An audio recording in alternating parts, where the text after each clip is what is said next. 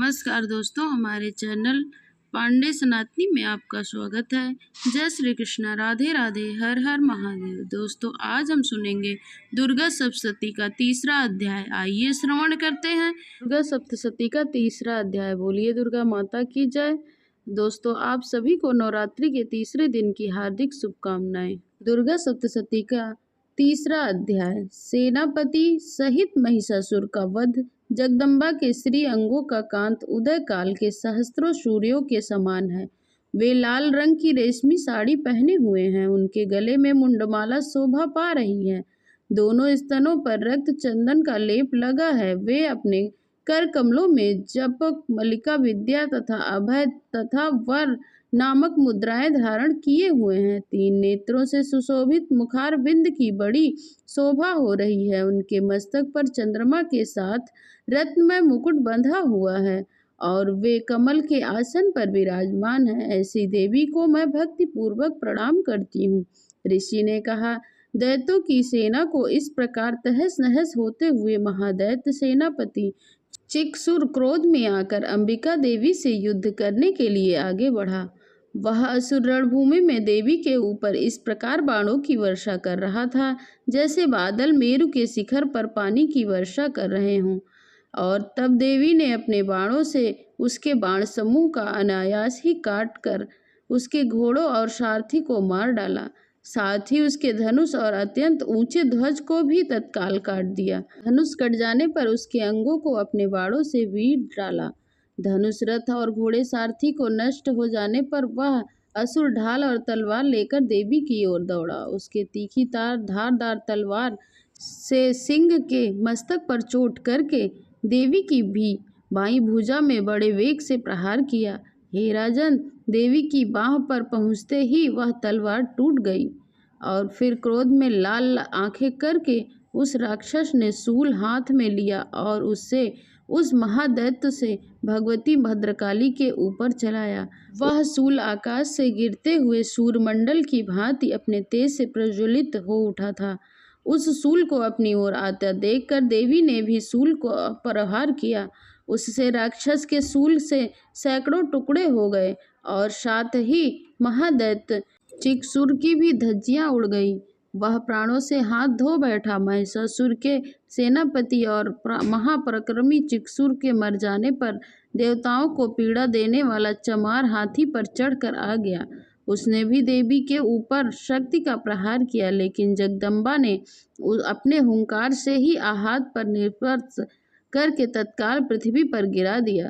टूटकर गिरी हुई देखकर चमार को बड़ा क्रोध आया। अब उसने शूल चलाया, किंतु देवी ने उसे भी अपने बाणों से काट दिया।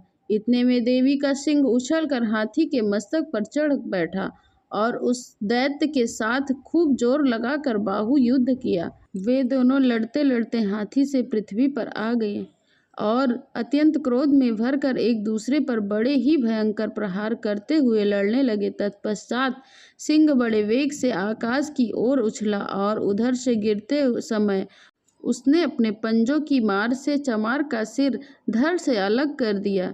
इसी प्रकार उदग्र भी शिला और वृक्ष आदि की मार खाकर रणभूमि में देवी के हाथ से मारे गए और कराल भी दंतों, मुक्कों और थप्पड़ों की चोट से धराशायी हो गया। क्रोध में भरी हुई देवी गदा की चोट से उधट की संहार किया। विंदीपाल भी वास्कल को और प्राणों से ताम्र और अधक की मौत के घाट उतार दिया। इन 3 नेत्रों वाली परमेश्वरी ने त्रिशूल से उग्र, उग्रवीर और महानुहनु नामक दैत्य को भी मार गिराया। तलवार की चोट से बिडाल के मस्तक को काट दिया। रुधर और दुमुख इन दोनों को भी अपने बाणों से यमलोक भेज दिया। इस प्रकार अपनी सेना का संहार होता देखकर महिषासुर ने भैंस का रूप धारण करके देवी के गणों का त्रास देना आरंभ किया।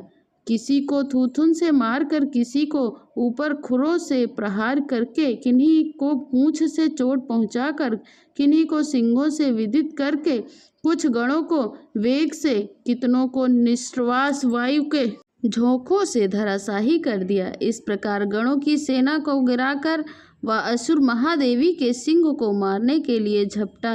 जिससे जगदम्बा को बड़ा क्रोध आया।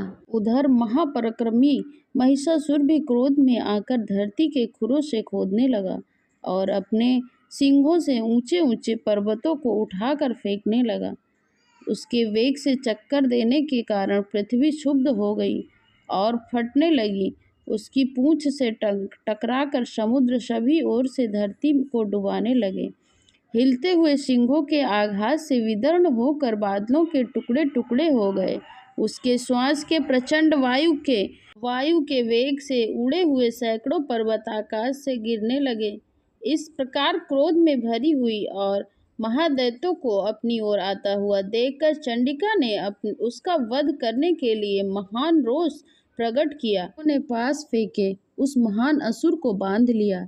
उस महासंग्राम में बंध जाने पर उसने भैंसे का रूप त्याग दिया और तत्काल सिंह के रूप में प्रकट हो गया। उस अवस्था में जगदम्बा ने उसका मस्तक काटने के लिए प्रयास किया।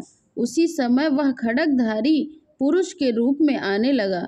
तब देवी ने तुरंत ही बाणों की वर्षा करके ढाल और तलवार के साथ उस पुरुष को बीन डाला। उतने में ही वह महान गजराज का रूप में परिवर्तित हो गया और अपनी सूंड से देवी के विशाल सिंगों को खींचने लगा और गरजने लगा। चीखते समय देवी ने तलवार से उसकी सूंड काट डाली। तब उस महादैत्य ने पुनः भैंसे का शरीर धारण कर लिया और पहले की भांति चराचर प्राणियों सहित तीनों लोकों को व्याकुल करने लगा। तब क्रोध से भरी हुई जगत माता चंडिका बारंबार उत्तम मधु का पान करने लगी और लाल लाल आंखें करके हंसने लगी। उधर वह बल और पराक्रम के मध्य में उन्माद हुआ राक्षस गर्जना करने लगा। अपने सिंगों से चंडी के ऊपर पर्वतों का फेंकने लगा। उस समय देवी अपने प्राणों के समूह से उसे फेंकते हुए पर्वत को चूर्ण करती हुई बोली और बोलते समय उनका मुख मधु के मध्य से लाल हो रहा था। देवी ने कहा, अरे मूर्ख, जब तक मधु पीती हूँ तब तक तू क्षण भर के लिए खूब गर्जना कर ले। मेरे हाथ से ही तेरी मृत्यु होगी। हो जाने पर शीघ्र ही देवता भी गर्जना करेंगे। इस प्रकार कहकर देवी उछली और उस महादैत्य के ऊपर चढ़ गई। फिर अपने पैरों से उसे दबाकर उन्होंने शूल से उसके कंठ पर आघात किया। उसके पैर से दबा होने पर महिषासुर अपने मुख से अभी आधे शरीर से ही बाहर निकला पाया था कि देवी ने अपने प्रभाव से उसे रोक दिया। आधा निकला होने पर भी वह महादैत्य देवी से युद्ध करने लगा। तब देवी ने बहुत बड़ी तलवार से उसका मस्तक काट गिराया। फिर तो हाहाकार करती हुई दैत्य की सारी सेना भाग गई और संपूर्ण देवतागण अत्यंत प्रसन्न हो गए। देवताओं ने महान ऋषियों के साथ दुर्गा देवी का स्तवन किया। गंधर्वराज गाने लगे और अप्सराएं नृत्य करने लगीं और इस प्रकार श्री मार्कंडेय पुराण में सर्वाधिक मानवंतर की कथा के अंतर्गत देवी महात्मन की महिषासुर वध नामक तीसरा अध्याय संपन्न होता है। बोलिए दुर्गा माता की जय। बोलिए अम्बे मात की जय।